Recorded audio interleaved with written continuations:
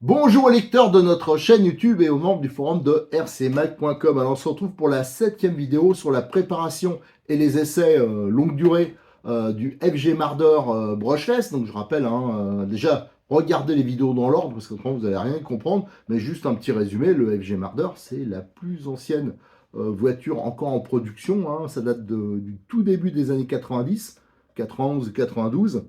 Alors il y a des petites choses qui ont changé, mais pas tant que ça. Alors d'un côté, on peut un peu le regretter qu'ils aient pas bossé plus que ça, mais là, disons que c'est le seul moyen de commencer le TT grosse échelle, un cinquième, un sixième, sans trop se ruiner, et surtout avec une voiture un peu amusante. Parce que moi, ce que je reproche aux gros monsters, on voit par exemple, maintenant il y a Traxxas qu'il faut, alors c'est pas vraiment de la grosse échelle, c'est un peu spécial, c'est des monsters, donc c'est hyper balèze. Moi, ce que je reproche, c'est que les prix, ils sont, je trouve, astronomiques pour des trucs en plastoc, quoi. Genre, il n'y a rien de réglable, c'est des voitures qui se vautrent. Euh, Ça, je comprends que ça peut plaire parce que c'est énorme et compagnie, mais bon, déjà, souvent, je les trouve pas très jolies. Ça n'a pas trop de gueule et ça glisse pas. C'est des pneus énormes. Il n'y a pas de glisse. Alors, niveau pilotage, enfin voilà, bon, non, mais je comprends que ça plaise, ça peut plaire. Quelqu'un qui a jamais fait à la limite des courses, des machins, qui a jamais eu vraiment des voitures un peu nerveuses, un peu. En fin de compte, c'est des veaux surmotorisés un peu. Voilà, c'est ça. Moi, je vais pas me faire des copains, mais pour moi, c'est ça. Quand je l'essaye, c'est triste comme voiture. Enfin, ça, c'est que mon avis. Je sais que c'est absolument pas la mode de dire ça, parce que maintenant, il faut dire que les Traxxas, c'est génial, les Arma, tout. Moi, je trouve que c'est des veaux. Voilà, je parle des méga monsters, surtout par rapport aux tarifs. À la limite, je comprends un gros Losi short course 4x4, tout ça, c'est des trucs déjà, le comportement est déjà quand même largement meilleur. Ça ressemble plus à une vraie voiture, au niveau architecture. Il y a des réglages, tout. Là, je comprends un peu plus. Mais alors là, je connaissais pas trop depuis que j'ai tendance à pouvoir en essayer ou pouvoir échanger là-dessus. Mais bon, ça doit être moi qui suis bête, parce que ça se vend super bien et c'est beaucoup utilisé. Donc c'est voilà, je suis dépassé. Je suis dépassé. Mais voilà, bon, moi ce que j'aime bien, c'est les voitures qui glissent. Alors, par exemple, un TT, un 8e 4x4, quand on commence à ressouiller là-dessus, ben, ça oblige à taper un peu dans les réglages. D'ailleurs, avec un TT, un 8e, les gros monsters, on leur tourne autour. Donc je vois pas l'intérêt par rapport à la masse. Voilà, bon, bref. Donc voilà, donc j'avais sorti ce monster ce mardeur que j'ai depuis longtemps, qui m'avait pas trop enthousiasmé au début, parce que ça a la tenue de route, quoi, et les difficultés de faire certaines bidouilles par manque de développement de FG, qui s'en occupe plus vraiment. Les pneus, c'est particulier, c'est une taille particulière, donc là aussi, il faudrait bosser pour pouvoir adapter d'autres choses. Donc il y a des choses à faire. Mais quand on l'a essayé la dernière fois, je l'ai amené un peu par hasard au domaine Bois de Rose.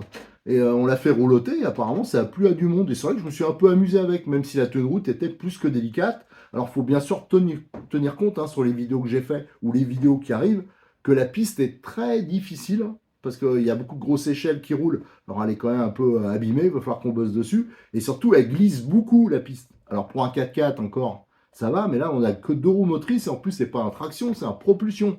Donc c'est chaud à piloter, mais justement c'est ça qui est amusant quoi. Quand on prend les virages, ça glisse, ça fait de la, voilà, il y a de la dérive tout. Enfin c'est voilà. Moi, je trouve ça quand même sympa le deux roues motrices. Donc je me suis un peu perdu là dans mes explications. Oui, donc on est sur la vidéo 7. Voilà, c'est ça que je voulais dire.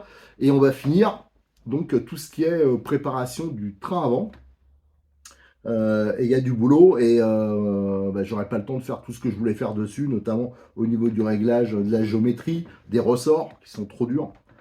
Ça, c'est aussi quelque chose qu'il faudra régler. Et pour vous donner la suite du programme, comme j'ai fait les vidéos après, ben, vous aurez les vidéos 8, ce sera le début des essais. Alors je vais vous faire des essais avec j'avais mis la GoPro sur la tête. Là on tourne, d'ailleurs on voit à un moment, il y a un gros monster Traxxas qui roule avec moi. J'ai fait un peu de drone aussi, je me suis auto-filmé, c'est-à-dire que je faisais décoller le drone et ça filmait, j'essayais de filmer, ouais, c'est pas évident tout seul. Ensuite, la vidéo 9, c'est la suite, parce qu'autrement ça faisait trop long. Et comme j'ai essayé plein de choses, j'ai essayé des pneus à l'arrière, des pneus à l'avant, différentes combinaisons. Et ensuite, la vidéo 10, là, il y a un peu de drone au début, et surtout, c'est la conclusion. Essayé de faire une conclusion que j'espère complète, mais bon, après y réfléchir, il y avait encore d'autres choses à dire. Et dans cette conclusion, je fais une conclusion déjà sur le terrain, quand je venais de rouler. Et après, quand je suis rentré à la maison, ben, j'ai fait un complément, voilà, une conclusion un peu plus précise. Donc voilà, vous avez de la vidéo sur le Mardeur pour ceux qui aiment ça ou qui sont curieux. Vous aurez de quoi en bouffer, surtout que suite à ces vidéos, ben, j'ai trouvé plein de petites choses encore à faire pour améliorer les performances. Je veux en faire une bête de course. Allez, je vous laisse consulter nos vidéos préparation. Donc pour cette histoire de chasse, donc ça s'est fait, hein, même si c'est sur une faible amplitude, hein, mais bon, ça on pourra pas faire beaucoup plus. Les amortisseurs, alors c'est comme à l'arrière, hein, c'est le même genre, l'amortisseur à lui, là on voit qu'il est légèrement plus grand, il y a la coupelle à alu, bon voilà, donc et les ressorts, ils semblent de la même taille là. Par contre, je rappelle que à l'arrière, ils étaient beaucoup plus grands que sur les amortisseurs alu. Voilà. Donc ça, c'est bon. Maintenant, on va s'occuper de la fusée. Alors, il y a plusieurs trucs. Ça, c'est la fusée qui est encore bonne. Mais moi, ce que j'aime pas, c'est que ça fait des crans, là. Donc, visiblement, ici, il y a quelque chose. Alors, sur les mardeurs, ça a tout le temps fait ça. Souvent, alors, donc, on va regarder ce qui va pas. Parce que ça me plaît pas. Alors, c'est sûr qu'avec une grosse voiture comme ça, vu la masse, ça tourne quand même, mais c'est pas très satisfaisant. La fusée. Donc, on voit, contrairement aux fusées qu'il y avait dans le temps, je crois que j'en ai une ici. Ça, c'est les anciennes hein, qu'il y avait au tout début du Mardeur, qu'il y avait sur mon vieux Mardeur. C'était des fusées tout plastique. Ici, c'est en plastique. Il n'y a pas d'insert métallique. Et c'était du 4. Là, maintenant, je crois que c'est des vis de 5. Donc, les rotules, c'est pas les mêmes. C'est ça qui avait évolué. Et là, elles sont beaucoup plus lourdes parce que ici, il y a un cerclage. Tout le cerclage que l'on voit au milieu ici, il est métallique. Alors, donc, on serre en partie dans le plastique, en partie dans le métal. Alors, le problème, c'est que comme c'est pas entièrement métallique, pour mettre du frein filet, c'est un peu compliqué si on voulait le faire. Donc, je sais pas trop quelle est vraiment la meilleure solution. Mais je vais vous montrer comment on va faire pour pas que ça arrache les rotules parce que ça, c'est vraiment quelque chose qui est très connu sur les grosses voitures comme ça, mais même aussi sur les Buggy 1/8 qui avaient ce genre de train avant. Il y avait toujours le risque d'arracher le filetage sur les portes fusées. Alors déjà, j'ai pris un sachet neuf, hein. Donc c'est la référence 0642901, c'est les fusées avant tuning. Alors, tuning 5 mm, voilà, c'est précisé, hein. C'est pour ça qu'il y a peut-être encore des fusées qui existent. Faites attention en 4 mm. Voilà. Donc là, c'est bien les 5 mm, hein. Donc voilà, c'est celle-ci et celle que je vous ai montré tout à l'heure, que j'ai balancée je sais pas où. Voilà, ça c'est une 4 mm. Donc c'est assez différent et même les rotules hein, sont pas les mêmes. Donc en fin de compte, même si on voulait les monter, ça imposerait pas mal de changements.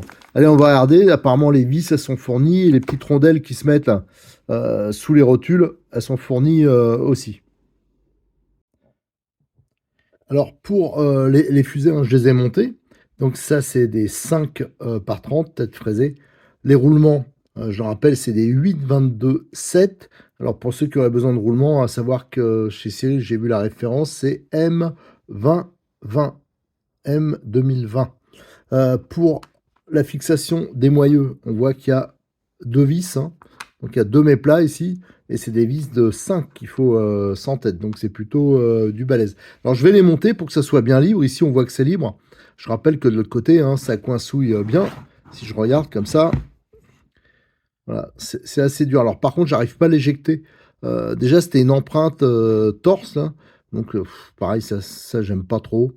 Euh, voilà, pour en trouver, c'est quand même pas hyper évident, surtout dans toutes les tailles. Alors je vais déjà remonter l'autre côté, donc bien sûr au frein filet, en laissant un léger jeu pour pas que ça fasse comme là, que ça gratte à mort.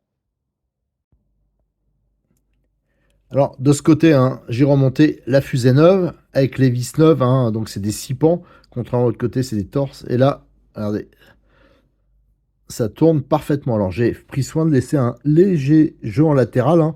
Ça c'est indispensable, autrement vous forcez sur le roulement. Et c'est d'ailleurs un des problèmes qu'il y a de l'autre côté.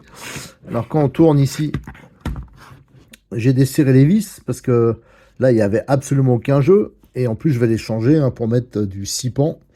Voilà, ça, je le virerai tout à l'heure. Et là, moi, je soupçonne que ça accroche parce qu'il y a un problème de longueur de vis.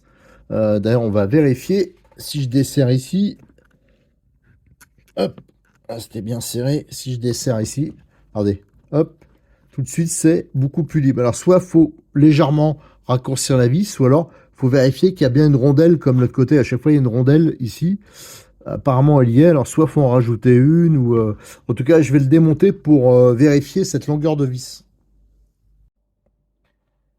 Allez, j'ai démonté l'ensemble. Et là, on peut voir les traces. Le frottement, en fin de compte, c'est les vis hein, qui frottaient contre l'axe. Donc, c'était un peu trop long. Et en regardant de plus près, d'un côté, il y avait une rondelle. Voilà, petite rondelle ici. Et de l'autre côté, il n'y a pas de rondelle. Et regardez, c'est complètement écrasé. En fin de compte, la rotule, elle était rentrée dedans de quelques dixièmes. Et bien sûr, donc c'était plus bon. Donc ils ont, voilà, c'est une erreur de montage. Ils ont oublié de mettre la rondelle d'appui. Alors je vais essayer de trouver des rondelles un peu larges. Parce que si je remets une rondelle de ce type-là, je pense que l'appui il sera pas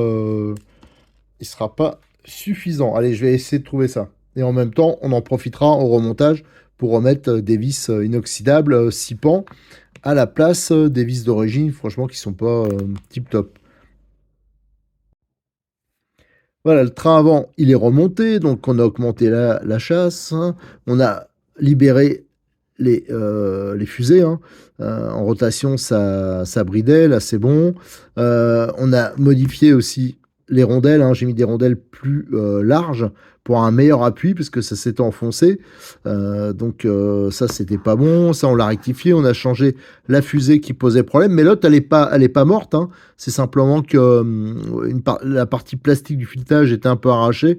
Alors je trouve que c'est moins bien guidé. Je vais la mettre en pièces détachées. Voilà, si un jour il y a une casse, je la remonterai.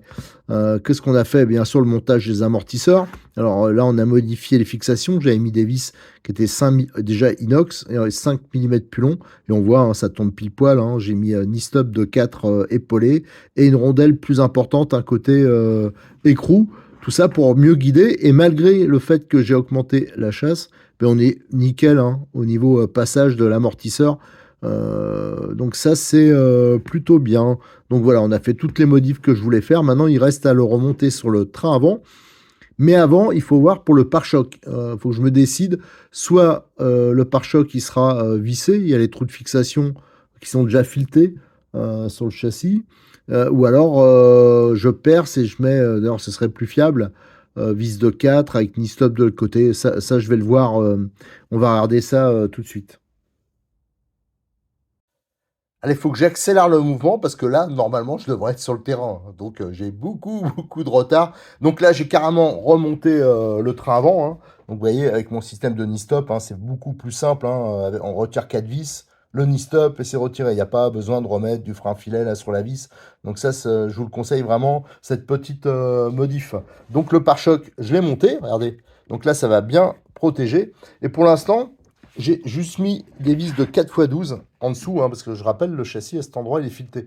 Alors par la suite, hein, je pense que... Enfin, je vais voir. Si ça se desserre pas, je laisserai comme ça. Autrement, je mettrai un e-stop de l'autre côté. Donc j'ai remonté tout là. Maintenant, il va falloir que je monte les roues pour régler, qu'on regarde cette histoire de géométrie. Mais pour le reste, hein, ça me semble pas mal. Alors il y a la carrosserie quand même avant de partir. Faut que je bricole un truc. Alors je vais pas pouvoir faire ça aussi bien que je le pensais, mais il faut au moins que je bricole quelque chose pour le nez de la carrosserie. J'avais oublié de parler du collier, le fameux collier anti-arrachement. Alors, on le passe là, regardez, il est tendu comme ça. Il faut bien sûr que ça bride absolument pas la suspension. Et ça va vraiment limiter les possibilités d'arrachement des rotules. Donc, vous voyez, le collier ici, ça, c'est quand même quelque chose qui se fait beaucoup avec ce type de train avant et qui est vraiment efficace. Alors je fais un petit retour en arrière hein, sur cette vidéo 7, hein, parce que comme je le disais au début, j'étais un peu dans l'urgence pour aller tourner, parce que la matinée était déjà très avancée, donc j'ai un peu sprinté, et j'ai oublié de faire la fin de la vidéo, donc je vous la fais une fois que j'ai terminé les essais, donc ce qui explique que la voiture est un peu sale, et voilà, qu'il y a certaines choses qui ont changé, notamment au niveau des pneus, parce que j'ai fait beaucoup d'essais de pneus. Alors, Du coup, comme je le fais et que enfin, je vous fais la suite, alors que les vidéos suivantes ont déjà été tournées, je peux vous dire qu'il y aura en tout 10 vidéos, hein. Il y a 3 vidéos d'essai, parce qu'autrement ça faisait trop long, j'ai séparé, et vous verrez hein, le programme, hein, je fais vraiment le début des essais sur la 8, hein, je teste plusieurs choses. Il y a un peu de drone aussi, parce que j'ai filmé avec la GoPro et avec le drone. Et il y aura une vidéo 9, c'est un peu la suite de tout ça, une compile, et la vidéo 10, hein, je finis avec des vues drone et avec un bilan sur place et un bilan qui est assez complet, qui est assez long, hein. C'est pour ça que j'étais obligé de séparer en 3 parties. Donc, quand on s'est quitté hein, dans l'extrait précédent, j'avais dit que je devais réparer la carrosserie, mais j'ai pas eu le temps. Alors, j'ai juste mis du scotch un peu à l'arrache, mais vu que le pare-choc, il a été vraiment efficace, bah, ça s'est pas plus abîmé. Pourtant, la voiture, je peux vous dire que bah, vous le verrez hein, sur les vidéos, hein, j'ai beaucoup tourné hein, et j'ai pas hésité. Donc de ce côté, il n'y a eu aucun souci. Bon, bah, ça, je vous en parlerai pour l'aileron, tout ça dans les conclusions. Il y avait des choses à voir. Entre-temps, il y a Cyril qui est venu manger avec moi ce lundi, là. Donc j'avais tourné la veille et je lui avais demandé de me ramener des choses qu'il a reçu pas mal de pièces FG. Il en a plein à mettre en ligne. Donc là, il va le faire vraiment sérieusement et il va recevoir, hein. Là, je vais te donner le feu vert, comme on dit, pour le Marder version brushless. Et là, il a reçu des pneus, des machins. Il va encore recevoir des choses. Donc ça, c'est très bien, hein. Donc j'avais fini avec le pare-choc. J'avais fait les réglages de suspension, mais malheureusement, hein, mais ça j'en parlais dans les conclusions, c'est beaucoup trop dur, donc il va falloir trouver des ressorts plus souples. C'est un peu la même chose à l'arrière. Et il me restait, bien sûr, alors ça je ferai sur des vidéos pour le prochain essai, j'ai encore plein d'idées. Il y a plein de choses à faire sur le train avant pour améliorer ça, et même sur le train arrière, hein, mais comme vous le verrez sur les vidéos, la progression est quand même très importante. Je suis vraiment très content des essais que j'ai faits, et pourtant, ceux qui connaissent, ouais, qui me connaissent, j'ai déjà parlé de la voiture, tout ça, j'en étais quand même pas très fan. Alors, c'est pas que j'en suis un fan absolu, mais ça va vraiment devenir une voiture incontournable, incontournable là, quand dans les sorties qu'on va faire, notamment au Domaine Bois-Gros, ça c'est sûr que je la prendrai à chaque fois parce que bon, on branche, on roule. En plus, j'ai vraiment standardisé au niveau des batteries, donc ça, c'est très bien. J'ai testé pour les pneus, je crois que j'ai trouvé un bon compromis. Donc, ça va vraiment devenir une voiture un peu, comment dire, un peu fétiche dans les voitures plaisir. Ça veut dire les voitures que j'amène, j'ai pas trop envie de me prendre la tête, je pose. Surtout que nous, il y a beaucoup de monsters qui roulent. Et ce qui me fait rire, quand même, c'est les. À chaque fois, au club là où je tourne au Bois de Rose, il y a beaucoup de grosses voitures à 1000, 1500 euros, 1800 euros, même là où vous entendrez sur la prochaine vidéo, je crois, et on en parle. Il y avait un jeune qui était à 1800 euros pour des trucs qui. Franchement, le Marder, il va au moins aussi vite, quoi. Et surtout, c'est vachement plus amusant à piloter parce que ça glisse tout leur truc là quand je les essaye. C'est collé, mais ça se vautre. Enfin, c'est étonnant, quoi, les tarifs, mais bon, c'est à la mode. Donc, faut pas chercher à comprendre. Allez, en tout cas, je vous remercie. Je vous donne rendez-vous hein, donc sur notre chaîne YouTube et sur le forum de RC Mag. Faut absolument que je rajoute les photos parce que j'ai fait plein de photos, que ça soit action ou des photos de préparation. Donc ça, faut que je les mette, mais c'est assez long à faire. Et vous aurez donc la vidéo 8 avec le début des essais, hein. La 9, c'est la suite, parce que j'ai essayé plein de trucs. C'est pour ça que les essais sont assez longs. Et la 10, ça sera donc le drone et les conclusions. Allez, merci, à bientôt.